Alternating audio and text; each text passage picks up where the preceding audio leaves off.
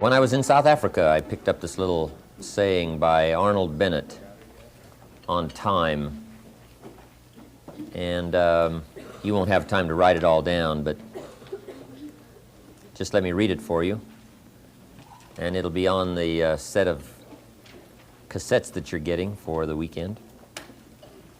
And it says, by Arnold Bennett, "Time is the inexplicable raw material of everything. With it, all is possible. Without it, nothing. The supply of time is truly a daily miracle, an affair genuinely astonishing when one examines it. You wake up in the morning and lo, your purse is magically filled with 24 hours of the unmanufactured tissue of the universe of your life. It is yours. It is the most precious of possessions. No one can take it from you. It is unstealable. And no one receives either more or less than you receive. In the realm of time, there is no aristocracy of wealth and no aristocracy of intellect. Genius is never rewarded by even an extra hour a day. And there is no punishment. Waste your infinitely previous commodity as much as you will, and the supply will never be withheld from you. Moreover, you cannot draw on the future. Impossible to get into debt. You can only waste the passing moment. You cannot waste tomorrow. It is kept for you. You cannot waste the next hour. It is kept for you. I have said the affair was a genuine miracle. Is it not? You have to live on this 24 hours of daily time. Out of it, you have to spend health, pleasure, money, content, respect, and the evolution of your immortal soul. Its right use, its most effective use, is a matter of the highest urgency and of the most thrilling actuality. All depends on that. Your happiness, the elusive prize that you are all clutching for, my friends, depends on that. If one cannot arrange that an income of 24 hours shall exactly cover all proper items of expenditure, one does muddle one's whole life indefinitely. We shall never have any more time. We have, and we have always had, all the time there is. Arnold Bennett. Well said. Okay, time management. We're going to cover a whole lot of material here. Daniel's going to finish up with game plans, but let me give you just a few tips on time management essentials.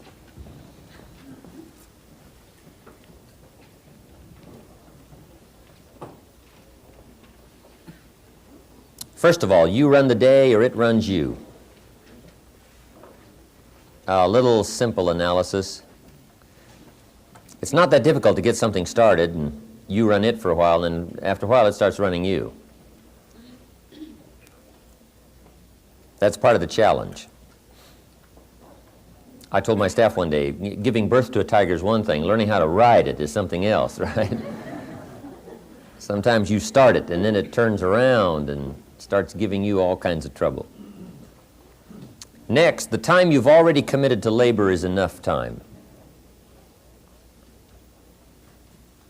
If you're working already 8-10 hours a day, that's about it. You just can't work much more than that. Bursts at a time, you can work 12, 14, 16, right? You know, I'm sure we've all learned to do that, put in the extra time. But after a while, you pretty well have to put your life in balance, or your health is in jeopardy, and your heart's in jeopardy, your blood pressure is in jeopardy, a lot of things, if you don't stay in balance. So you don't have to put in any more hours, probably. All you have to do is just make better use of the hours. A cliche we've all heard. It's not the hours you put in, it's what you put in the hours that counts. Now also, you need a written set of goals, time management essential. And if you don't have that list, we'll come up with that tomorrow. Priorities.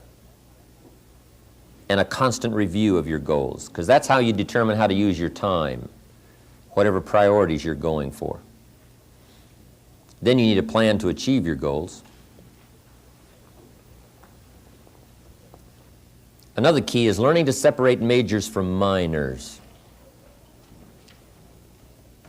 That's high on the list. Making sure you don't spend major time on minor things. This is why you need to think on paper Put your game plan on paper to make sure you're not spending major time on minor things. Little phrase I have says, don't mistake movement for achievement. It's not that difficult to get busy. What you have to do is check to see what you're busy on.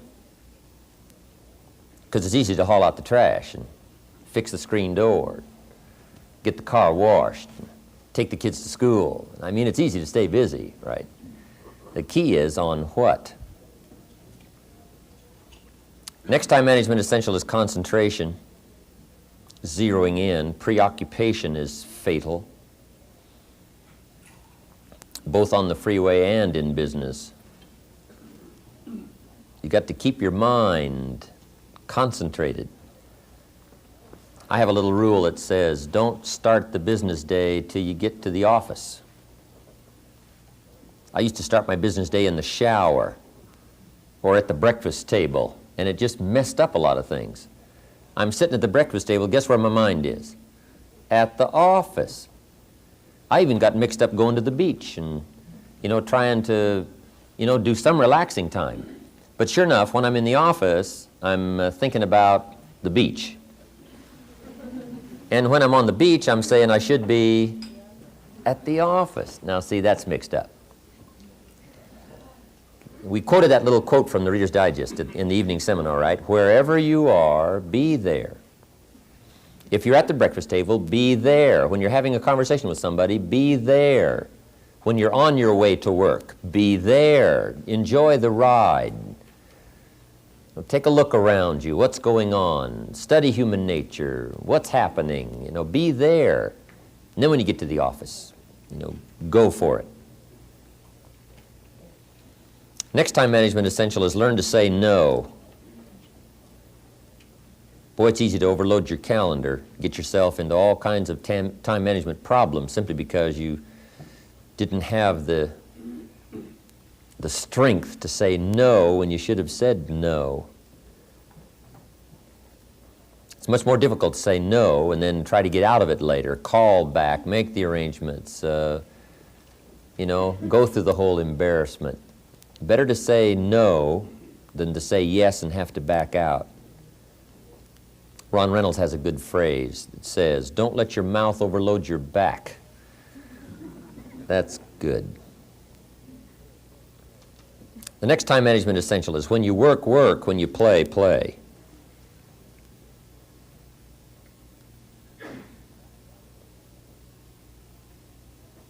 That one I learned the hard way. See, if you're going to put in a day, just put in the whole day. And if you're going to take some time off, take it all off. Right? Take the whole day off.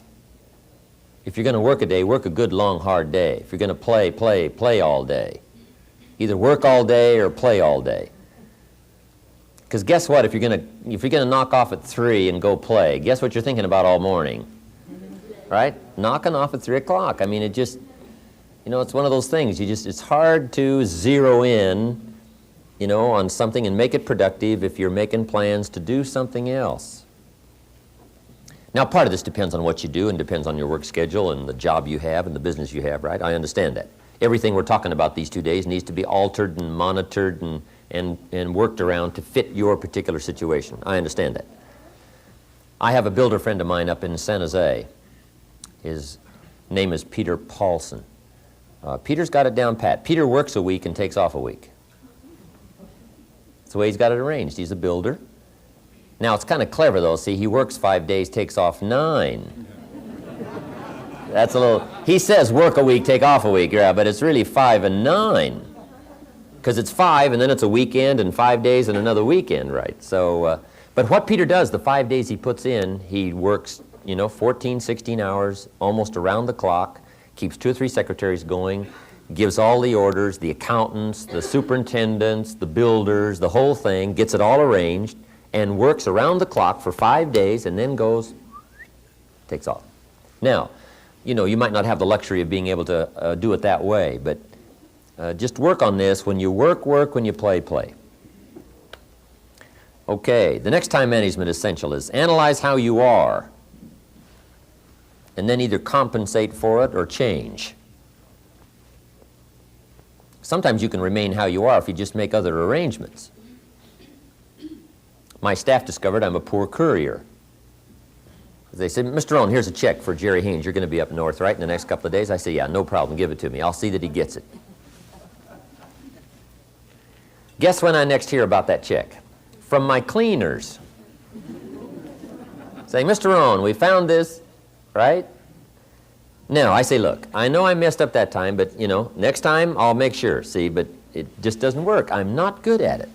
So we've got a little rule at our office that says, don't give the chairman anything, right? Don't. It won't arrive. You know, he can talk good, but he's a poor courier. It won't get there. So you just got to analyze how you are and then make the compensations for it. Now, you can promise to change all you want, right? But if you're not going to, then make the other arrangements. I finally got somebody to help take care of reading financial statements and taking care of, you know, a lot of corporate business and matters that I promised I would do myself, but I just never did get it done. And it used to be terribly costly to me for IRS and taxes. Unbelievable. But I finally got somebody to take care of that. At first it was Miss Mary. Ron Reynolds now handles a lot of it, but Mary Nasarowicz, back in those other years, she did it for me. I found her. She's a legal secretary and had a real estate license, and she was just terribly bright, has my power of attorney, bought and sold property, did a lot of these things, argues with attorneys and sits down with the accountants and goes through stuff with the IRS.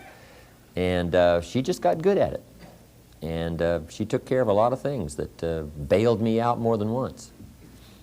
IRS says I owe them an extra $105,000 one year. I said, $105,000? They said, yes, all these bank accounts and things we can't reconcile. Sure enough, back in the old days, I'd have paid the $105. This time I say, Mary. So Mary puts all this stuff together. I think she made one trip to Texas, one trip to Florida, gathered up all this information, and she had done such a good job that now it's time to go to San Francisco, meet the IRS with the accountants and the attorneys and, you know, one of those sessions. And Miss Mary had done such a good job that when she finished, after about a 3-hour presentation, IRS said, Mr. Rohn, fortunate for you, we will strike the 105. Wow, Miss Mary gets a bonus, right? Wow. Incredible. So if you're not going to change, see, if you're not going to do it, even though you promise yourself year after year, just then make arrangements to see that it gets done. So analyze how you are. You know, if you're good at bookkeeping, then keep your books. If you're not, just don't keep promising.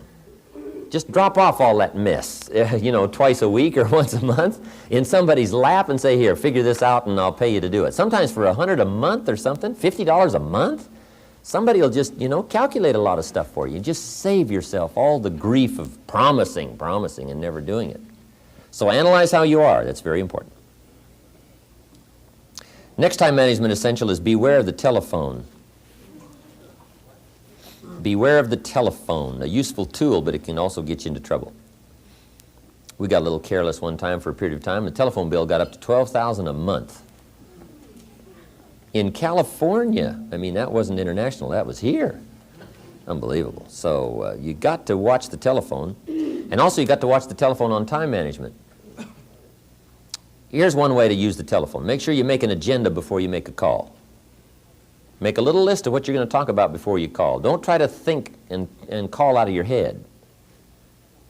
We've learned to do this international. When you're in South Africa talking to Italy, you got to have an agenda. Otherwise, the phone bill goes crazy. And when you talk to any of our guys right around the world, you can just hear them kind of going through this list. Tick, tick, tick, tick, tick, tick, tick. You know, how are you and how are the kids and how are you doing, right? A few little pleasantries. Here's what I want to talk to you about. Tick, tick, tick, right down through it. Wind up saying, hey, hope to see you very soon. Boom. But if you don't have this agenda, you wander around, talk about all kinds of things that probably aren't essential. And then you have that, at the end of the telephone conversation, you say, let's see, there was something else I was going to talk to you about. I can't think of it right now. If I think of it, I'll call you back. See, you just, great time waster. Also, when you make an agenda, it's really great when you come back to recall the conversation. Remember we talked about doing these 3 things? You say, no, we didn't go over that. Say, well, let me see. Oh, yeah. There it is in my log, the agenda of the telephone conversation. Okay, so use the telephone. Now, you got to be aware of the telephone at home, too. Now, you might have to have some business calls at home, but you got to be very careful. The phone can be an incredibly disturbing influence on family and social, personal life. So learn to regulate that. They got the phones now, you can just shut them off, right? When somebody calls, it just sounds like you're not there. You know, the phone just rings, but you don't hear it. I can just let the phone ring, but some people can't do that, right? I've had people over at my house, my phone rings. They say, aren't you going to answer your phone? I say, no, we're having lunch or whatever, right? So you got to answer your phone. I said, no, you don't. I've had them go answer my phones. They say, it's for you. I said, I imagine it is, yeah. Come on. I also found out when you got teenagers, they got to have a phone. Because the teenagers can't use the adult's phone. Otherwise, you become a message courier, and they stay on the phone. And when you got two daughters like I had, they've each got to have a phone. Two teenage daughters cannot use the same phone. For just a few dollars sometimes, you just save yourself a lot of hassle and a lot of trouble. And then finally we got the girls an answering service. Did. Otherwise, the parents become the answering service for the teenagers. You know, so do it not only for the convenience, but also for the prestige, right? Right? The girls say, call my service, right? I mean, really, it's neat. Just a few dollars a month, and you solve a lot of problems, have a lot of fun. It's part of lifestyle, right? How to spend your money. So, put the telephone thing together. Next, time management essential is have a certain time to solve problems. We found that helpful, especially in the business world. We say problems after 3. Just set them aside. Now, you don't ignore them, but you just set them aside in a certain time frame. All the problem calls, you just call back after 3 o'clock and just go right through them. Now, also, in setting them aside till 3 o'clock, problem comes in at 9 o'clock. And you say, hey, 3 o'clock, Mr. Rohn's going to get on the phone and make all these problem calls, right? Call back all these answers. Guess what usually happens between 9 and 3? Somebody calls back and says, hey, tell him not to call. We've already got it worked out. But see, if you take that call when it comes, sure enough, now you got to spend time. We learn in sales training. People ask questions. You say, hey, save that till training class. Bring that question to training class. You just learn those time-saving things, so you don't have to cover the same things with each person. Okay. Next on time management is read all the books. Just get you some ideas on time management from the books. There's books by Bliss, McKay, Lakin.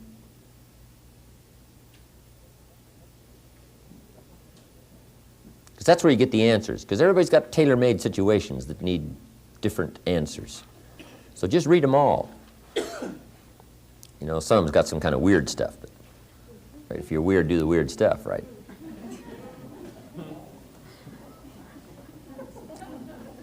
Whatever. Read it all.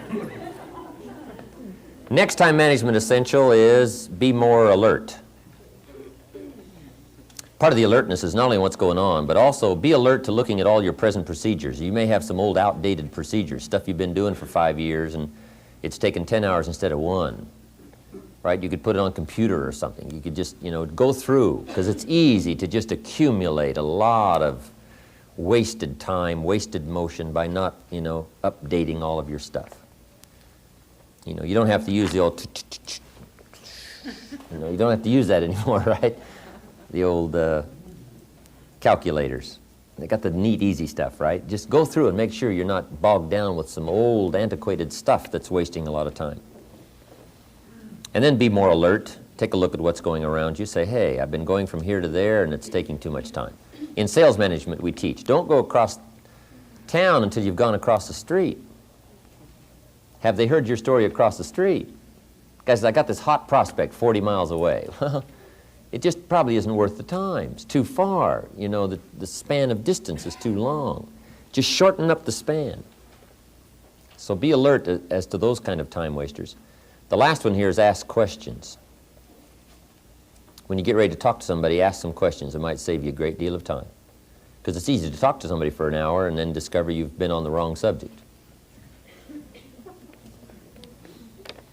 Right. Or maybe you're talking to the wrong person. Say, who are you? Oh, yeah, John, I forgot. You're talking about somebody else's problem. No, ask questions, then you can get right to the heart of the matter. And then after you've asked a couple of questions, ask a couple of more. Because you can ask somebody, hey, what's wrong? It's not going well, what's wrong? Guy says, well, I can't seem to get at it. And then you just go on, here's how you ought to get at it, and so on, when that's not really the problem. Most people at first don't disclose the real problem. Make sure you learn that in management. Most people at first don't disclose the real problem. They disclose the surface problem. Sometimes the real problem is the problem. Guy says, well, I got some problems at home. I said, oh, that's why you're not getting out there. I've been talking about hitting it when the real problem is something's wrong at home. Let's talk about that. See, just a couple of questions, and you just save yourself an hour. You save yourself talking too long about the wrong things just by asking the questions. Okay? And game plans, laying out 6 months, laying out a year. When you do business internationally, several corporations. We just formed our first Australian corporation. You just got to have game plans to lay all this stuff out. Otherwise, it just doesn't get done. Things get missed. Taxes don't get paid. The details don't get taken care of. You've got to learn to think on paper. And if there's one thing under time management we can get across that's major, that one is it.